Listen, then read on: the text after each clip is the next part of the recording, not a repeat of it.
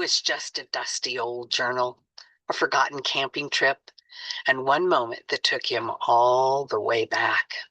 She'd picked him wildflowers that day and left them exactly where he would find them. One small act of love can wait 30 years to be felt. Packing to move can bring on many memories, and that's when he found the journal. It held so many special times of hiking and camping, especially at Guanella Pass. May not have been there, but this pass is found on the front range of Colorado's majestic peaks. At 11,700 feet above sea level, the air is thin, and in summer and in fall, it's an incredibly popular drive connecting Georgetown and Grant, Colorado, in Clear Creek County. The golden aspen in the fall are unforgettable, and the Rocky Mountain views, which surround you in every direction, are stunning. My two favorite peaks are Mount Bierstadt and Mount Blue Sky for obvious reasons. But what did that journal diary say? What did it say so long ago? Our title today is Wildflowers Left by His Tent. Welcome to Dream Builders Diaries and Building Dreams one story at a time. I'm Jeannie Kraft, and here at Dream Builders Diaries, we dive deep into the personal stories of entrepreneurs, artists, innovators, and everyday visionaries just like you. We believe that every dream starts with a story worth telling, and by sharing these stories, we aim to empower you to create your own dream and the story behind it. But before we get started, grab a paper and a pencil if you don't already have one. You see, inspiration, ideas, and dreams, they come and go quickly. Jot yours down and don't let them get away. With spring comes the desire and the need to spend more time outdoors. Camping comes to mind for some, and for others, the memories of camping and hiking linger on. It's that time of year. The weather has warmed, just a bit in some areas, already a lot in others. This warming reminds us of the new season of life that is being born in all of the plants. Many animals are also being born at this time of the year, too. Spring is fully upon us, at least by the calendar it is anyway. With spring comes the desire to plan, that's right, a camping trip. A father shared with me an experience he had camping. He had come across an old journal entry from a camping trip with his daughter Grace and her friend. This trip was almost 30 years ago. His journal read, "We've been here just about 36 hours, I guess. Time stands still with the beauty of the mountains, the cool, crisp air, and the smell of fresh pine sap. We climbed a mountain this morning, Grace, her friend Ellen, and I. We carved our names and today's date into sticks and buried them behind a large boulder near the summit.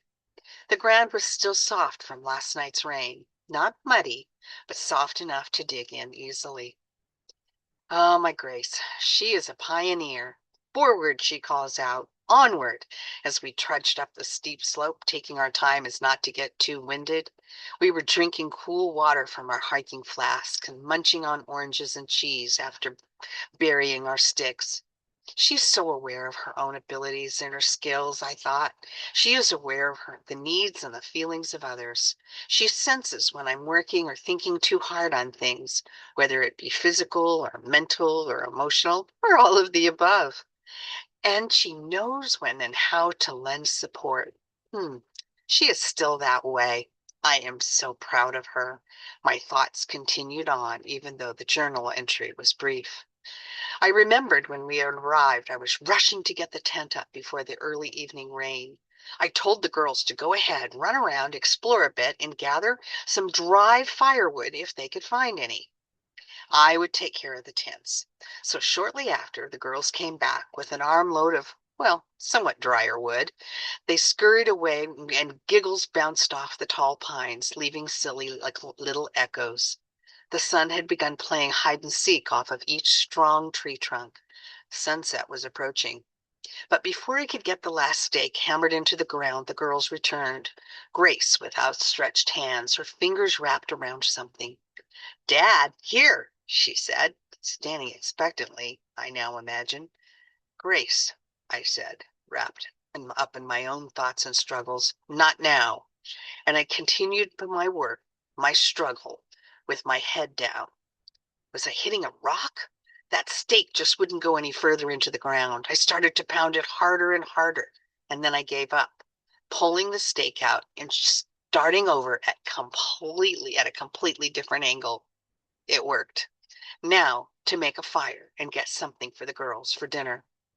Later that night, I just wanted to fall into my sleeping bag.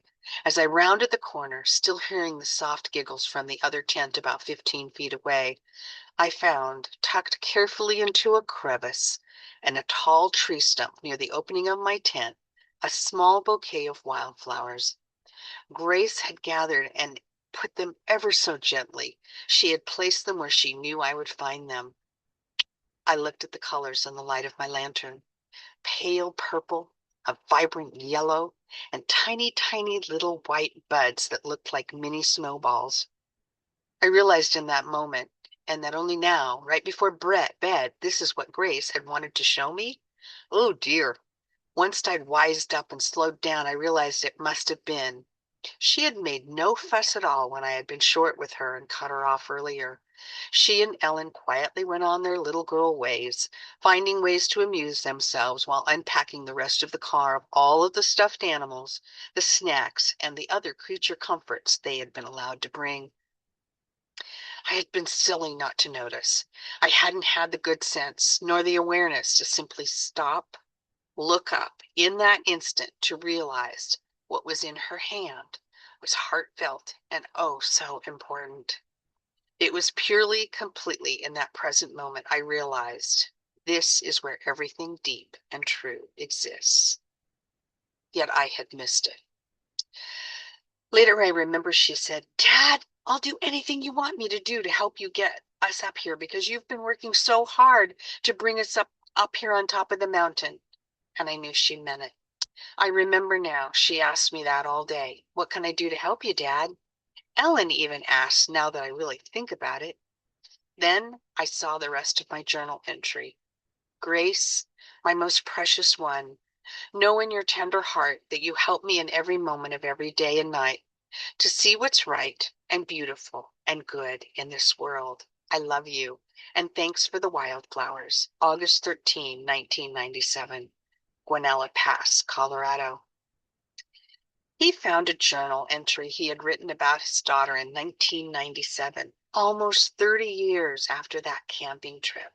She showed him love as a child, and he finally felt it as her father. So, as a recap, what is your biggest takeaway from this diary today, and how does this diary relate to how you plan your dream? Why this diary? Because this diary demonstrates the magic and secrets of compassion and patience. When taught well, can come back to remind you of some of the sweetest times of your life and what you shared with your children. I also share this diary because this most powerful diary celebrates the virtues of endurance and courage and the moments that may make us think twice, even almost 30 years later. Check out the other diaries in the Dream Plan playlist. Dreamers, believes in yourselves. Be passionate, work smart, know your why, and apply what you learn each day. And as you ponder the source of your dream in this diary, I wish you well. Wish you an abundance of resources and knowledge and wisdom with your time and your future success with your dream. Enjoy life and always, always be kind. I want to leave you with a quotation. Doing more of what does not work won't make it any better. That's by Charles Gibbons. Doing more of what doesn't work won't make it any better. Thank you, Charles Gibbons. Also, special thanks to my friend who loves hiking and camping at Guanella Pass, his daughter Grace, and her friend Ellen. Special thanks to those of you who listen to Dream Builders Diaries regularly. I am grateful to you. The honor to spend time with you is all mine. So if you don't have it yet, get your 90-Day Dream Builder's Diary by Jeannie Craft on Amazon. Like and share this diary and subscribe for more. Contact us to tell your story. Thank you, and until next time, building dreams one story at a time.